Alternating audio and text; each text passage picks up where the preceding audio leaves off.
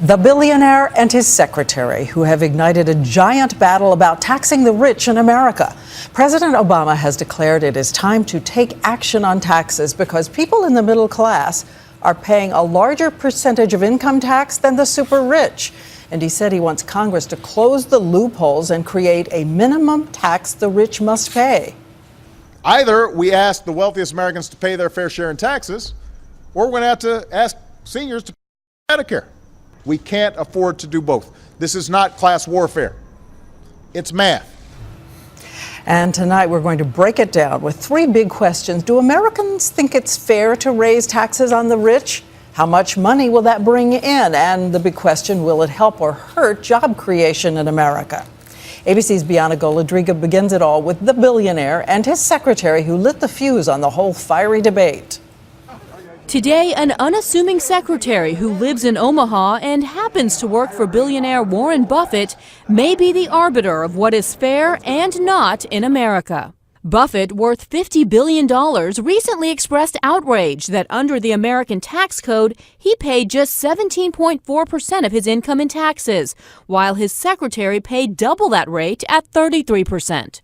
I don't think our tax system is very equitable. The reason for this difference is that she has a regular job and gets a simple paycheck, while he gets tax breaks because of his high-flying investment income. Enter the White House today. It is wrong that in the United States of America, a teacher or a nurse or a construction worker who earns $50,000 should pay higher tax rates than somebody pulling in $50 million. They proposed a new rule, the Buffett rule, which would require millionaires to pay the same rate as middle-class Americans. So is it fair for the richest to pay at a lower rate?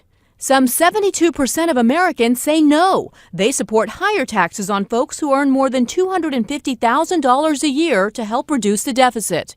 So how much money would we raise if millionaires and billionaires were required to pay at the top tax rate of 35%? Based on IRS figures from last year, the new rule would add some $37 billion a year to the nation's coffers. There is an opportunity to raise a fair amount of money there, but it's not going to be the way that we solve a $4 or $5 trillion deficit problem. Republicans say the increase in tax revenues could come at a high cost: American jobs. Will attack job creators, divide people, and it doesn't grow the economy.